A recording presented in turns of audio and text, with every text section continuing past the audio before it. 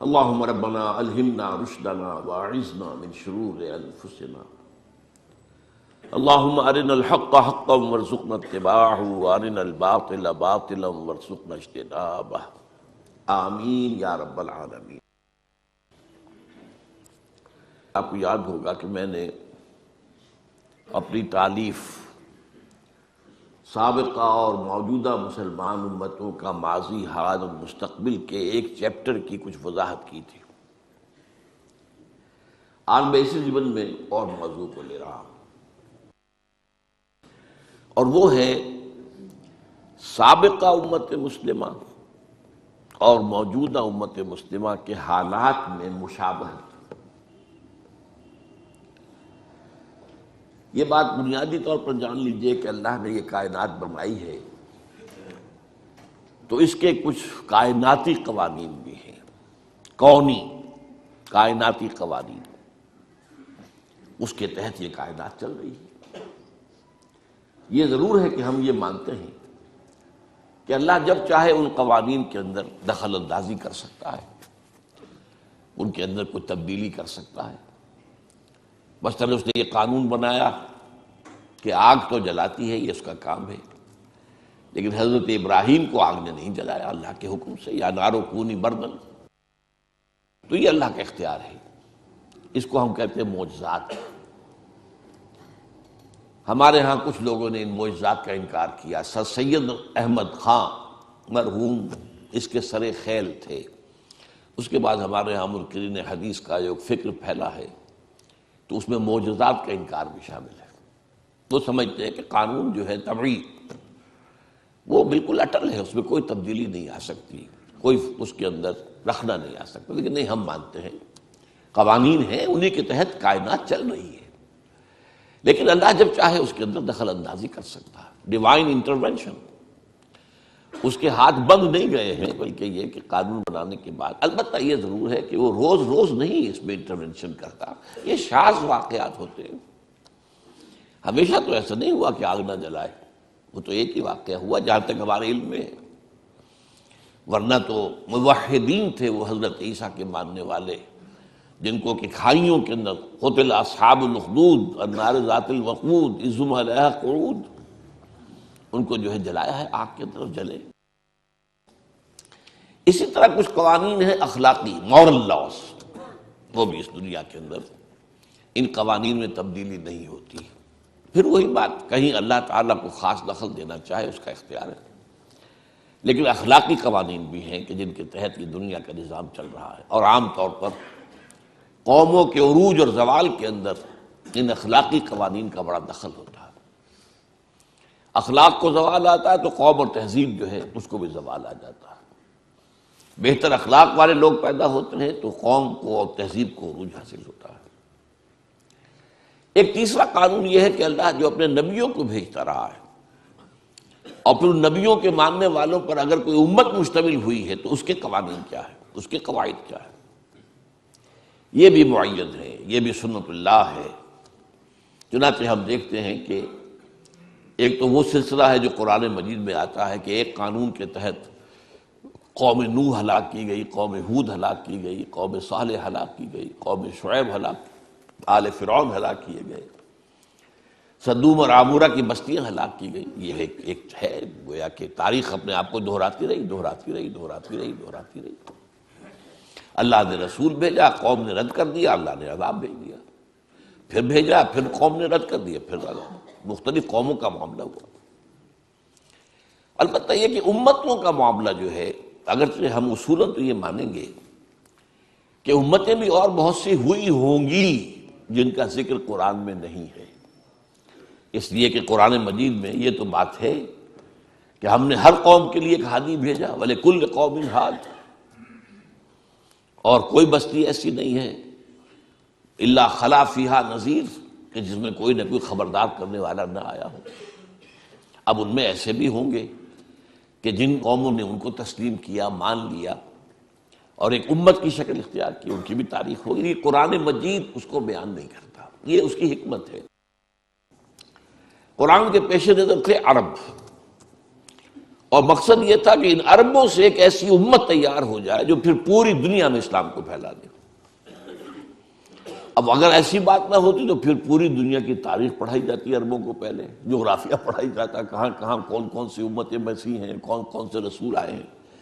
تو یہ تو ایک ریسرچ کا موضوع تو ہو سکتا ہے، ہدایت کے لیے ضروری نہیں ہے۔ ہدایت کے لیے کافی ہے کہ ایک خاص علاقے میں حضرت ابراہیم علیہ السلام کی نسل کی 2 شاخوں میں، بلکہ 3 کہہ دیجئے، جو انبیاء اور رسول آئے ان کے حالات بیان کر دیے گئے۔ یہی لوگ تھے جو جزیرہ نما عرب کے مختلف گوشوں میں آباد رہے، یا یہ جو آج کا شام کا علاقہ کہلاتا ہے اس میں آباد رہے۔ کچھ ان کا تعلق جو ہے مصر کے ساتھ جڑ جاتا ہے۔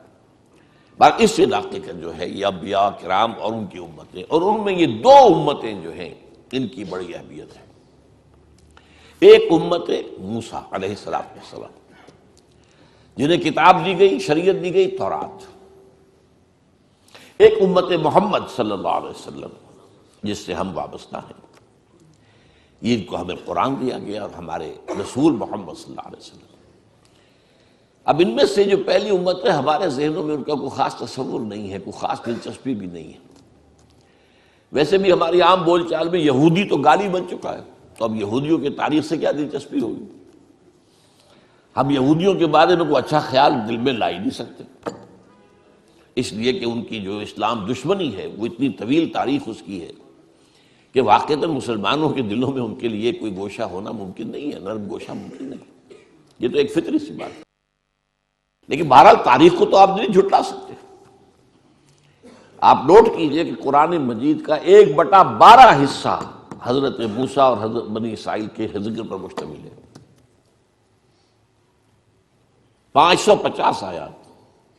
مولانا حفظ الرحمن سہاروی رحمۃ اللہ علیہ نے جو قصص النبیین کتاب لکھی، اس میں ہر نبی سے متعلق جتنی آیات قرآن میں آئی ہیں ان کی تعداد بھی دے دی۔ 555 آیات حضرت موسیٰ اور بنی اسرائیل نے۔ تو اس سے اس کا اہمیت اندازہ کیجئے۔ وہ جو میں نے بارہا ایک شعر آپ کو سنایا ہے غالب کا، کہ ریختہ کے ایک تم ہی استاد نہیں ہو غالب، کہتے ہیں اگلے زمانے میں کوئی میر بھی تھا، وہ بھی بڑا شاعر تھا۔ تو امت مسلمہ صرف ہم ہی نہیں ہے، ایک امت مسلمہ اور بھی تھی، بڑی عظیم تھی۔ میں اس کے بارے میں پچھلی مرتبہ بیان کر چکا ہوں۔ 4 دفعہ قرآن میں آیا ہے کہ ہم نے تمام جہان والوں پر فضیلت دی، کوئی معمولی بات تو نہیں۔ اور ان میں 1400 برس تک نبوت اس طرح جاری رہی ہے کہ کوئی وقت نہیں آیا جبکہ کوئی نبی نہ ہو۔ 1400 برس، اور یہ 1400 برس جو ہے ان کا آغاز بھی 2 نبیوں سے، اختتام بھی 2 نبیوں پر۔ آغاز موسیٰ اور ہارون سے علیہ السلام، اور اختتام عیسیٰ اور یحییٰ پر علیہ السلام۔ تو اندازہ کیجئے اس کو۔ پھر ایک اعتبار سے کہ یہ وہ قوم ہے، 3500 برس کی تاریخ جو ہے، آپ ذرا نوٹ کیجئے، 3500 برس کی تاریخ ان کی موجود ہے، مدون ہے، لکھی ہوئی ہے۔ اور کون سی قوم ہے دنیا کی جس کی تاریخ اس طرح مدون ہے؟ تو اب آج جو میں بیان کرنے لگا ہوں وہ یہ ہے کہ حضور نے فرمایا کہ مسلمانوں تمہارے اور ان کے مابین بہت مشابہتیں ہوں گی۔ یہ گویا کہ سنت اللہ جو ہے انبیاء کے بارے میں، رسولوں کے بارے میں، اور پھر ان کی امت میں جو صاحب امت رسول ہوں ان کی امتوں کے بارے میں بعض حقائق جو ہیں ان کو سمجھ لینا چاہیے کہ ان میں بڑی مشابہت ہے۔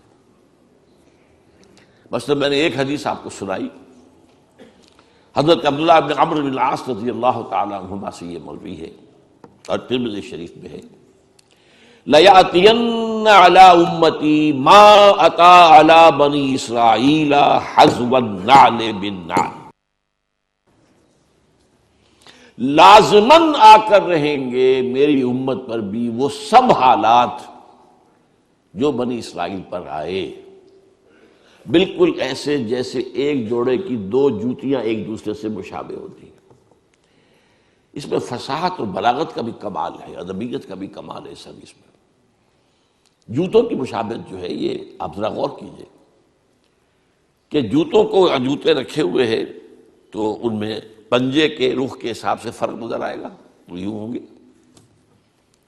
تلوے ملا دیجئے تو بال برابر کا فرق نہیں ہوگا۔ تو ظاہر بات ہے کہ 2000 برس کا فصل ہے ان دو امتوں کے مابین، 2000 برس، تو حالات میں تو فرق و تفاوت تو ہوگا۔ اس امت کی تاریخ 1400 قبل مسیح سے شروع ہوتی ہے، اور اس امت محمد کی تاریخ 600 بعد مسیح سے شروع ہوتی ہے، 1400 جمع 600 2000 سے۔ تو مشابہت ہے لیکن فرق بھی ہے، لیکن ایسا ہی ہے جیسے جوتوں کے درمیان اوپر سے دیکھو گے تو فرق نظر آئے گا رخ کے اعتبار سے، اور اگر تلوے جوڑ دو گے، ان بٹوین دی لائنز پڑھو گے تو تمہیں معلوم ہوگا حسب النعل بالنعل، جس کے لیے میں کہا کرتا ہوں کاربن کاپی جیسے ہوا کر، آج کل تو ختم ہوا کاربن پیپر وغیرہ، فوٹو اسٹیٹ اور یہ اور وہ نہ معلوم کیا کچھ ایجاد ہو گیا ہے۔ ایک زمانے میں تو کاربن پیپر ہوتا تھا، اس کے اوپر کاغذ پہ لکھ رہے ہیں، نیچے بھی اتر آیا، اب اس میں فرق تو نہیں ہو سکتا کاربن کاپی کے اندر۔ تو اگر بٹوین دی لائنز دیکھیں گے تو کاربن کاپی۔ اچھا، ایک اور پہلو کا بھی، وہ میرا آج کا اصل موضوع نہیں ہے لیکن میں اشارہ کر دوں۔ ایک تو یہ ہے کہ امت پر حالات کون سے وارد ہوں گے، وہ تو اس حدیث میں، امت میں کون سی گمراہیاں پیدا ہوں گی یہ ایک دوسرا موضوع ہے، یہ بھی قرآن مجید میں بیان ہوا ہے۔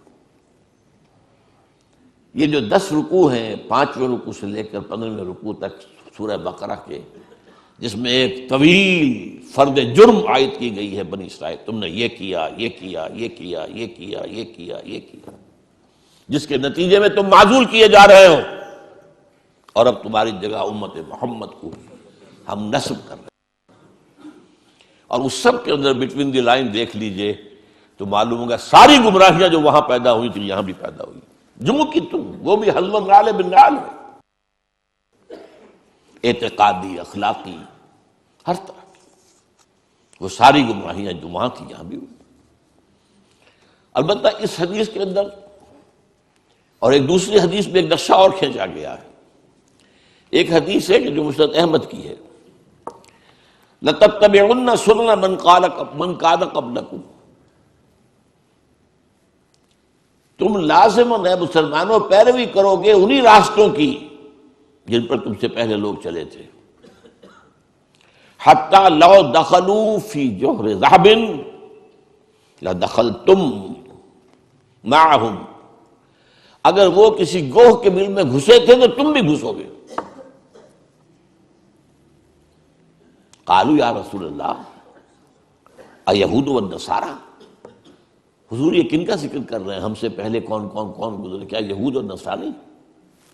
قال فمن اذن، اور نہیں تو اور کون، وہ نہیں تو کون؟ اور یہ دوسری حدیث کا میں نے ایک ٹکڑا آپ کو سنایا، لَيَأْتِيَنَّ عَلَىٰ أُمَّتِي مَا أَتَىٰ عَلَىٰ بَنِي إِسْرَائِيلَ حَزْبُ النَّعْلِ بِالنَّعْلِ، اس میں ایک اور سخت ترین بات کہی گئی ہے، حَتَّىٰ إِن كَانَ مِنْهُمْ مَنْ أَتَىٰ أُمَّهُ عَلَانِيَةً لَكَانَ فِي أُمَّتِي مَن يَصْنَعُ ذَلِكَ، ترمذی کی روایت۔ اگر اس سابقہ امت میں کوئی ایسا بد نصیب، بدبخت، شقی اٹھا جس نے اپنی ماں کے ساتھ علانیہ بدکاری کی، تو تم میں سے بھی لازماً کوئی نہ کوئی ایسا بدبخت اٹھے گا۔ یہ میں آپ کو بتا رہا ہوں، یہ جو کچھ قوانین ہیں ان قوانین کے تحت، جسے ہم کہتے ہیں تاریخ اپنے آپ کو دہراتی ہے۔ اب آج کا میرا اصل موضوع کیا ہے، سابقہ امت کی تاریخ کا ایک سکیچ لیجئے، اور اس میں دو ان پر عذاب کے بڑے سخت دور آئے، ان کا تذکرہ، اس کو کمپیئر کیجئے امت محمد کی تاریخ سے، اور اس میں بھی بعین ہی وہی دور، کاربن کاپی۔ ایک تیسرا دور اب شروع ہو رہا ہے، اس کا میں ذکر بعد میں کروں گا، وہ آج کا میرا موضوع نہیں ہے۔ حضور کی بعثت کے زمانے تک دو دور آ چکے تھے، عروج کے دو دور، زوال کے یہود پر،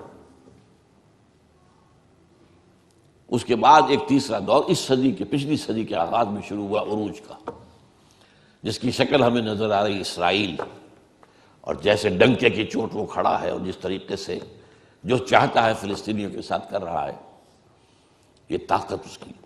بہرحال وہ آج کا موضوع نہیں۔ اب ایک نقشہ ذہن میں جمائیے، دیکھیے اگرچہ بنی اسرائیل کی تاریخ ایک قوم کی حیثیت سے وہ 1800 قبل مسیح سے شروع ہو گئی تھی۔ قوم کیا ہوتی ہے؟ ایک باپ کی نسل، حضرت اسرائیل یعنی حضرت یعقوب، ان کے 12 بیٹے، یہ بنی اسرائیل۔ یہ آباد تھے فلسطین میں، پھر حضرت یوسف کا جو واقعہ ہوا اس کی بنا پر یہ منتقل ہو گئے مصر میں، کئی سو برس وہاں رہے، لیکن یہ قوم تو تھے، ابھی امت نہیں تھے۔ امت بنے ہیں 1400 قبل مسیح میں، جبکہ انہیں تورات دی گئی، کتاب کے ساتھ ہوتا ہے معاملہ۔ وَلَقَدْ آتَيْنَا مُوسَى الْكِتَابَ وَجَعَلْنَاهُ هُدًى لِبَنِي اسرائیل،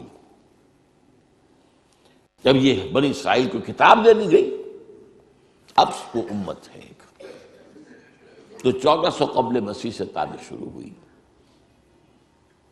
اس میں ابتدائی دور ان کا جو ہے حضرت موسیٰ اور ہارون علیہ السلام کا، اس میں یہ واقعہ تو ہو گیا کہ آل فرعون ہلاک ہو گئے اور بنی اسرائیل مصریوں کی غلامی سے نکل کر اور صحرائے سینا میں آ گئے۔ لیکن اس کے بعد جب ان سے قتال کے لیے کہا گیا، اس کوڑا جواب دے دیا، تو 40 برس کی سزا تو انہیں نقد مل گئی کہ اب یہ ارض مقدس جو ہے فلسطین، جو انہیں ہم ابھی دے دیتے اگر یہ بزدلی نہ دکھاتے، اب یہ 40 برس تک حرام رہے گی۔ 40 برس کے بعد حضرت یوشع ابن نون خلیفہ اول حضرت موسیٰ کے، ان کی سرکردگی میں انہوں نے جنگ کی اور فلسطین فتح کیا۔ لیکن جو سب سے بڑی غلطی کی وہ یہ کہ ایک مرکزی حکومت قائم نہیں کی، 12 قبیلوں نے 12 حکومتیں بنا لی۔ کتنا چھوٹا سا تو علاقہ ہے، فلسطین کوئی بہت بڑا ملک تو نہیں ہے، تو 12 حکومتیں۔ اب ان کا آپس میں جھگڑا، لڑائی، دنگا فساد، ایک دوسرے کے خلاف ایک دوسرے کی مدد، اور پھر ایک دوسرے کے خلاف مدد کے لیے باہر والوں سے، غیروں سے، مشرکین سے مدد لینا۔ تو یہ بہت تباہ ہو گئے تھے تقریباً 300 برس بعد حضرت موسیٰ کی۔ اس کے بعد پھر یہ ہے کہ انہوں نے جو اس وقت کے نبی تھے ان سے کہا کہ ہمیں کوئی سپہ سالار، کوئی بادشاہ ہمارا مقرر کر دیں تاکہ ہم جنگ کریں۔ اب تو حضرت طالوت کو اللہ تعالیٰ نے مقرر کیا، پھر ان کی جنگ ہوئی جس کا سورہ بقرہ میں ذکر ہے۔ حضرت داؤد نے جالوت کو قتل کیا۔ یہاں سے ان کا خلافت راشدہ کا دور شروع ہوتا ہے۔ یعنی نوٹ کیجئے، ہماری خلافت راشدہ حضور کے دور کے ساتھ متصل ہے، ان کی خلافت راشدہ اور ان کے دور نبوت کے درمیان 300 برس کا فاصل ہے۔ پہلا فرق نوٹ کر لیجیے۔ لیکن مشابہت کا حال کیا ہے؟ ہمارے ہاں بھی 3 خلافتیں متفق علیہ چلی، ابو بکر، عمر، عثمان، حضرت علی کی خلافت پہ اختلاف ہو گئے۔ وہاں بھی 3، طالوت، داؤد، سلیمان، یہ 3 کا دور ہے، 100 برس یہ ان کی خلافت راشدہ ہے۔ اس کے بعد تقسیم ہو گئی، حضرت سلیمان کے بعد اب یہ 2 سلطنتیں بن گئی۔ ایک شمالی تھی چھوٹی، اسرائیل اس کا نام تھا، سامرا اس کا دارالخلافہ۔ ایک جنوبی بڑی تھی، یہودا، یروشلم اس کا صدر مقام تھا۔ بہرحال یہ دونوں حکومتیں کچھ دور چلی، پھر زوال اخلاقی آیا، اخلاقی زوال، اعتقادی زوال، عملی زوال۔ اس کے نتیجے میں اللہ کا عذاب نمبر 1۔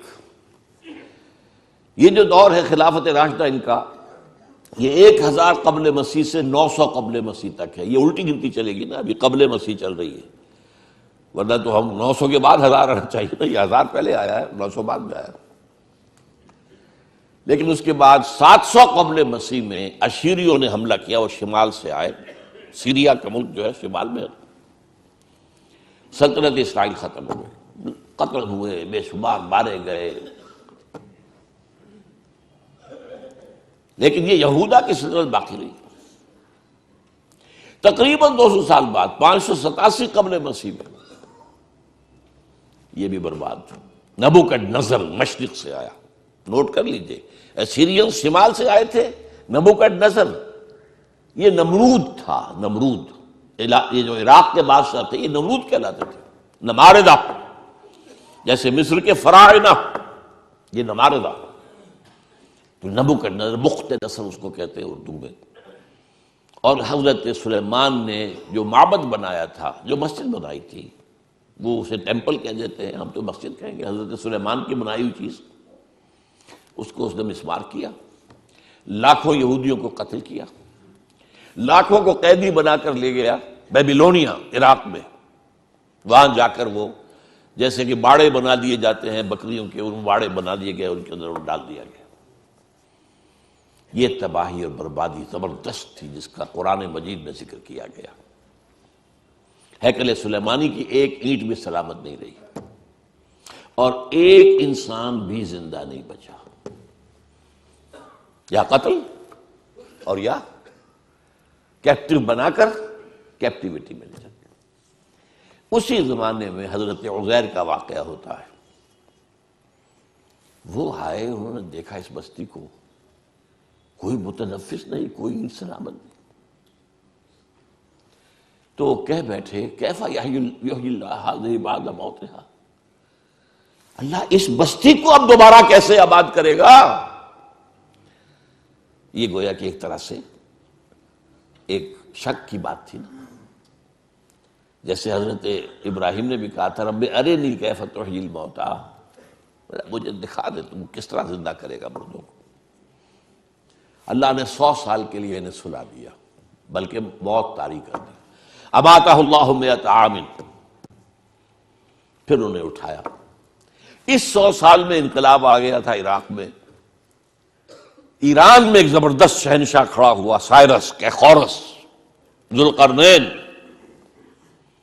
اس نے عراق پر حملہ کیا اور ان کو اجازت دے جاؤ تم اپنے شہر کو جاؤ، اپنے ملک میں جاؤ، اور اس کے بیٹے داریس نے بہت مدد بھی کی، پیسے بھی بہت دیے، ساز و سامان بھی دیا، جاؤ آباد ہو جاؤ تم فلسطین میں۔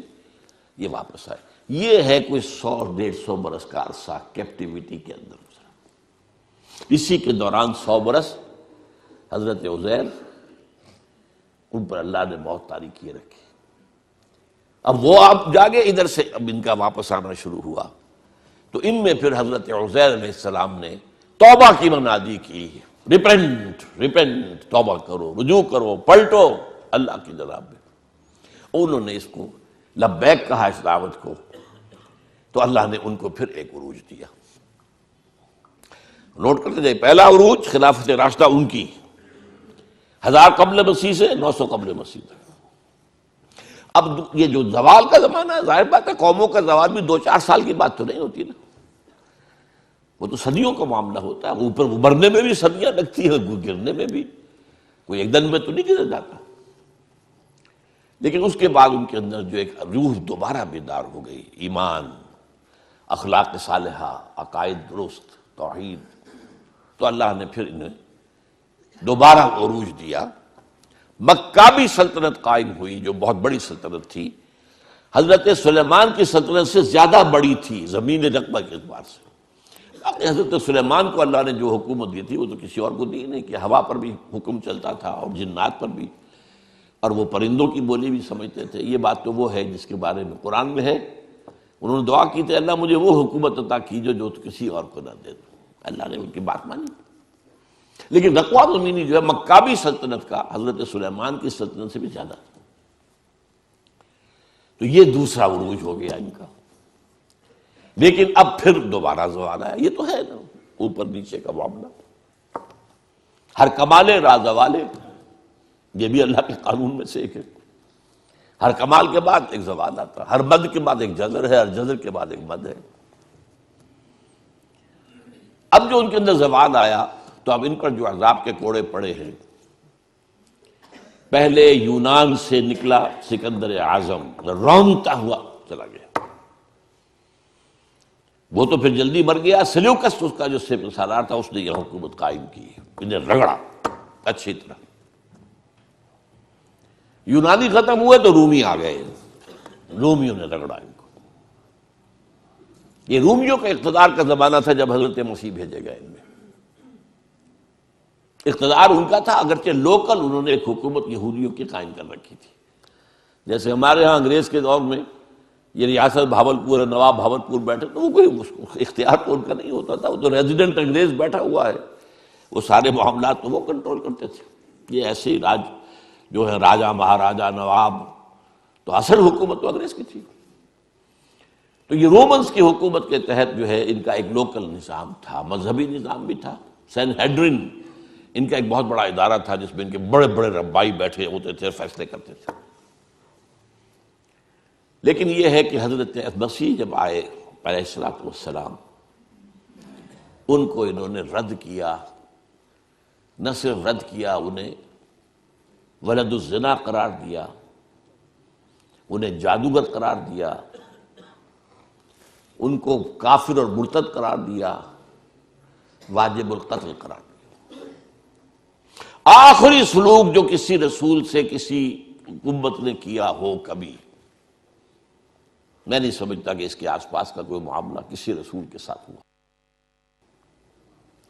سین ہیڈرن جو تھا ان کا، انہوں نے فیصلہ کیا یہ واجب القتل ہے، لیکن ایگزیکیوٹ نہیں کر سکتے تھے، خود نہیں کر سکتے تھے. وہ جو پائلیٹس پونٹس بیٹھا ہوا تھا گورنر، وہ کر سکتا تھا. اس سے کہا گیا اسے سولی چڑھاؤ. اس نے کہا ہمارے علم میں تو اس کا کوئی جرم ہے نہیں، کیسے سولی چڑھا دیں؟ آخر رومن امپائر ایک قانون کے اوپر چلنے والی تھی. کہ نہیں، یہ ہمارا معاملہ ہے، ہمارا حکم ہے، ہمارے سین ہیڈرن کا فتویٰ ہے، ہمارے بڑے بڑے جو مفتی بیٹھے ہوئے ان کا فتویٰ ہے. تو یہ الفاظ آتے ہیں انجیل کے اندر کہ اس نے تشلا منگایا پانی کا، اس میں ہاتھ دھوئے اور کہا I wash my hands of the blood of Jesus. دیکھو میں تو اپنے ہاتھ دھو رہا ہوں، اس یسوع مسیح کے خون کے گرانے میں میرا کوئی ہاتھ نہیں ہے. You will be responsible. ان کا ہاں ہم سب لیتے ہیں اپنے اوپر گناہ، اس کا لیتے ہیں، ہم لیتے ہیں، اگر کوئی گناہ ہے تو ہم پر ہے اور ہماری اولاد پر ہے. اتفاق سے اسی ہفتے جو آیا ہے نیوز ویک، اس میں ایک مضمون ہے، یہ جو قانون جو ان کا معاملہ تھا یہ ان کے ہاں طے شدہ رہا ہمیشہ عیسائیوں کے ہاں کہ یہودیوں نے قتل کیا ہمارے جو بھی وہ خدا کا بیٹا جسے کہتے ہیں، خدا ہی کہتے ہیں. لہذا یہودیوں کے سخت دشمنی تھی، سخت نفرت تھی، انہیں بری طریقے سے جو ہے وہ کچلتے تھے، قتل بھی کرتے تھے، قتل عام بھی کرتے تھے، یہ سب کچھ ہوتا رہا. لیکن 1965 میں جو مر گیا ہے پوپ، اس نے کہا کہ نہیں، ان یہودیوں پر وہ جو ہے مسیح کے خون کا کوئی ذمہ داری ان پر نہیں. تو اس کے خلاف کچھ ان کے جو ہے جو بشپس ہیں انہوں نے بغاوت کی کہ یہ غلط ہے، یہ کیسے تم نے بدل دیا معاملہ، یہ بائبل میں لکھا ہوا ہے، 1965 برس کے بعد تمہیں یاد آیا ہے. بہرحال وہ ایک بہت اچھی ایک بحث ہے جو اس میں آئی ہے، تو وہ میں نے کہا ہے کہ اس کو ہم شائع کریں میثاق میں، تاکہ اس میں ندائے خلافت میں آپ کو اس کی معلومات حاصل ہو. بہرحال انہوں نے بس پڑھتے تو سولی پر چڑھا دیا. اللہ نے کیا کیا یہ چھوڑ دیجیے، کیا کیا اللہ نے اٹھایا، زندہ اٹھایا. اس کی جگہ پر کون ہوا ہے؟ کروسیفکشن تو ہوئی ہے. کس کی ہوئی ہے؟ وہ سینٹ برنباس جو ہے حضرت مسیح کے حواریین میں سے ایک کی انجیل جو ہے ایونجیلیم برنابے، سینٹ برنباس کی انجیل، اس کے اندر واقعہ لکھا ہوا ہے کہ اصل میں جس حواری نے غداری کر کے پکڑوایا تھا، گرفتار کروایا تھا حضرت مسیح کو، اس کی شکل حضرت مسیح کی بنا دی گئی اللہ تعالیٰ نے. اور جب وہ فوجی داخل ہوئے ہیں رومی گرفتار کرنے کے لیے، تو اس سے پہلے ہی اللہ کی طرف سے 4 فرشتے آئے ہیں، چھت پھٹی ہے اس کوٹری کی، اور وہ حضرت مسیح کو لے گئے. اب یہ گھبرایا ہوا باہر نکلا، تو بقیہ جو حواری تھے وہاں ان کے اے ہمارے استاد، اے ہمارے آقا. بس وہ رومنز نے سمجھا یہی ہے، اس کو پکڑا اور وہ ہے جو سولی چڑھا. یہ ہے، ہمارے ہاں نہیں ہے، یہ نہ قرآن میں ہے، نہ حدیث کی کسی کتاب میں ہے، نہ میرے علم کی حد تک کسی تفسیر میں ہے. یہ تو پچھلی صدی میں پوپ کی لائبریری سے برآمد ہوئی. اس لیے کہ آپ کو معلوم ہونا چاہیے کہ انجیلیں سینکڑوں تھی تعداد میں، 300 انجیلیں تھیں. ان میں سے 4 سلیکٹ کی انہوں نے کہ یہ ہمارے ہاں کینونیکل کہلائیں گی، قانونی مستند انجیلیں 4 ہیں. متی کی ہے، مارک کی ہے، لوک کی ہے، جان کی ہے، 4۔ تو گویا کہ 296 تو اپوکریفل کہلاتی ہے، غیر قانونی، غیر مستند انجیلیں موجود ہیں۔ ان میں سے ایک انجیل ہے برنباس کی۔ اب وہ مانتے ہیں کہ ہاں برنباس حضرت مسیح کے حواریوں میں سے ایک تھے، یہ مانتے ہیں، لیکن انجیل کو نہیں مانتے۔ وہ کہہ رہے ہیں کسی مسلمان نے لکھی ہے۔ مسلمان نے لکھی ہوتی تو مسلمانوں کے علم میں ہوتی، مفسرین نے کئی حوالے دیے ہوتے۔ قرآن مجید میں یہ تو ہے اللہ نے اٹھا لیا، کب اٹھایا، کس وقت اٹھایا، کیسے اٹھایا، یہ قرآن میں نہیں ہے۔ عقیدہ ہمارا ہے اللہ نے زندہ اٹھایا ہے، وہ دوبارہ آئیں گے، ان پر موت وارد نہیں ہوئی۔ بہرحال وہ تو معاملہ ختم ہوا، اس کو سولی دے دی گئی۔ اس کے بعد حضرت مسیح علیہ السلام کے رفع سماوی کے 40 برس بعد سن 70 عیسوی میں اب عذاب کا دوسرا کوڑ آیا، زبردست۔ انہوں نے کچھ بغاوت کی تھی، ان کے ہاں ایک انڈر گراؤنڈ موومنٹ چل رہی تھی رومیوں کے خلاف، زیلوٹس کہلاتے تھے، زیلوٹس۔ انہوں نے بغاوت کی۔ ٹائٹس رومی جنرل نے پھر جو ان کو 1,33,000 یہودی ایک دن میں قتل کیا یروشلم میں، اور انہوں نے جو دوسرا بنا لیا تھا حضرت عزیر کے بعد علیہ الصلوۃ والسلام، دوسرا جو ان کا جو ہیکل سلیمانی، سیکنڈ ٹیمپل جسے کہتے، وہ گرا دیا اور یہودیوں کو نکال دیا گیا، نکل جاؤ یہاں سے، کوئی یہودی فلسطین میں نہیں رہے گا۔ یہ کہلاتا ہے ان کا ڈایاسپورا۔ اب یہ چلے گئے، کوئی روس میں چلے گئے، کوئی سینٹرل یورپ کے ملکوں میں چلے گئے، کوئی شمالی افریقہ میں چلے گئے، ترکی میں آ کے آباد ہو گئے، ہندوستان میں آ گئے، کراچی میں بھی ایک مجلس ہے سینیگوگ ان کی، مسجد بنی اسرائیل، تالا لگا رہتا ہے اس میں، لیکن معلوم ہوتا ہے یہاں بھی کوئی یہودی آ گئے تھے۔ اب کوئی نہیں غالباً وہاں موجود۔ ایران میں تو اب بھی ہے بہت سے، اصفہان کے اندر بڑی ان کی حیثیت ہے، کاروبار تجارت وغیرہ میں ان کا بڑا دخل ہے، اور وہیں سے آتا بھی حدیث میں کہ 70,000 یہودی اصفہان سے دجال کے ساتھ شریک ہوں گے۔ ترکی میں ہے، ترکی میں بڑی عمدہ حیثیت میں ہے یہ، لیکن بہرحال فلسطین سے ان کا نکلنا ہوا 70 عیسوی، اور یہ کب تک جاری رہا؟ یہ 1917 عیسوی تک جاری رہا۔ کتنے ہو گئے؟ 1835، 30-35 کتنے ہو گئے؟ ان کا داخلہ وہاں بند تھا۔ ہاں، جب حضرت عمر کے ہاتھوں فتح ہوا یروشلم اور عیسائیوں نے ہینڈ اوور کیا، انہوں نے شرط لگوائی، معاہدہ جو ہوا ہے، آپ یہاں کسی یہودی کو آباد نہیں ہونے دیں گے۔ حضرت عمر نے کہا ٹھیک ہے، یہاں آباد نہیں ہونے دیں گے، لیکن ان کو یہ اجازت ہوگی کہ وہ آئیں، اپنے مقامات مقدسہ کی زیارت کریں اور چلے جائیں۔ وہ کوئی جائیداد نہیں خرید سکیں گے، کوئی مکان، کوئی کھیت، کچھ نہیں۔ سیٹلمنٹ کی اجازت نہیں ہوگی۔ سیٹلمنٹ کی اجازت ہوئی ہے 1917 میں بالفور کے ذریعے، وہ میں پھر اس اگلی بحث میں بیان کروں گا کہ یہ کیا معاملہ ہوا، کس طور سے ہوا۔ یہ جو خاکہ بنا ہے، 2 عروج 2 زوال۔ پہلا عروج 1000 قبل مسیح سے 900 قبل مسیح تک ان کی خلافت راشدہ۔ پہلا زوال ایسیرینز کے ہاتھوں جو شمال سے آئے، نیبوکڈ نظر کے ہاتھوں جو مشرق سے آئے، تباہی اور بربادی۔ دوسرا عروج مکابی پاور۔ دوسرا زوال at the hands of the European powers, the Greeks and the Romans. یہ نقشہ اب دیکھیے، نقشہ امت مسلمہ کا۔ امت مسلمہ کا پہلا عروج عربوں کی زیر قیادت، حضور عرب، خلافت خلفائے راشدین عرب، بنو امیہ عرب، بنو عباس عرب، یہ عربوں کے زیر اثر۔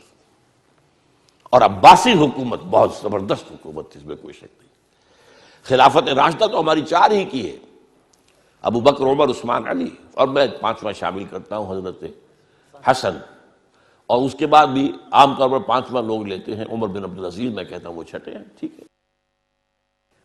لیکن مسلمان تو ترقی کرتے چلے گئے نا، خلافت ختم ہوئی ہے، ملوکیت آئی ہے، مسلمانوں کا اقتدار تو بڑھتا چلا گیا۔ عباسی دور کس قدر وسیع ہونا، لیکن اس کے بعد اسی عباسی دور میں جب زوال آیا، اضمحلال آیا، اور بڑی سلطنتوں میں اضمحلال کیا آتا ہے کہ پہلے طوائف الملوکی ہو جاتی ہے. کہنے کو تو مرکزی حکومت قائم ہے، لیکن گورنرز جو ہے مختلف علاقوں میں یہ بیٹھے ہیں، یہ سلاطین ہیں، یہ راجے ہیں، یہ مہاراجا ہیں. جیسے مغل سلطنت کو 150 برس جو ہے لگے تھے ختم ہونے میں، اسی طریقے سے کئی 100 برس کا معاملہ ہے. لیکن پھر اب دیکھیے، پہلا عذاب شمال سے آیا کروسیڈرز کے ہاتھوں، لاکھوں مسلمان قتل ہوئے، پورا میڈیٹرینین کا ایریا جو ہے تباہ و برباد ہوا. ہمارے ہاتھ سے یروشلم نکل گیا 1099 عیسوی میں، اور 1187 تک رہا عیسائیوں کے پاس. 1187 میں کرد صلاح الدین ایوبی نے واپس لیا ہے. عرب مر چکے تھے، کھوکھلے ہو چکے تھے. کھونے والے عرب تھے، واپس لینے والے عرب نہیں تھے، کرد تھے. آگے ایک کاربن کاپی آ گئی، شمال سے اسیرینز، شمال سے کروسیڈرز، مشرق. اس کے بعد اگلا آیا مشرق سے دی تاتاری ہورڈز، تاتاریوں کے حملے، جس میں پورا خراسان ختم ہوا، پورا ایران ختم ہوا، افغانستان کا بڑا حصہ ختم ہوا، عراق کا بھی آدھے سے زیادہ ختم ہوا. اور آخری خلیفہ جو تھا بنو عباس کا، اس کو بحل میں سے کھینچ کر نکالا گیا اور ایک جانور کی کھال میں لپیٹ کر ڈال دیا گیا راستے میں، اور گھوڑے دوڑا دیے گئے. That was the end of the Abbasid power. Or that was the end of the Arab leadership of the Muslim Ummah. یہ 2 سال اس سے پہلے اور 200 سال اس کے بعد، یہ وہ دور ہے گراوٹ کا، پستی کا. اس کے بعد اب جو وہاں ہوا تھا یہاں بھی ہوا. عجیب بات ہے، جن تاتاریوں نے کروڑوں مسلمانوں کو مارا وہ اسلام لے آئے.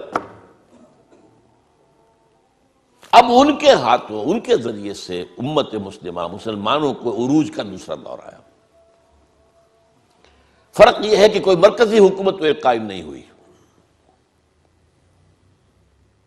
لیکن یہ سارے جو ہے آپ گن جائیے، ترکان تیموری، یہ مغل امپائر ان انڈیا، ترکان صفوی آف ایران، ترکان سلجوقی آف مڈل ایسٹ، ترکان عثمانی، ان کی جو حکومت قائم ہوئی ہے وہ تو رومن امپائر کی یوں سمجھیے کہ طرح کی حکومت تھی کہ 3 بر اعظموں پر مشرقی یورپ کا کتنا بڑا حصہ تھا، کتنا بڑا حصہ تھا.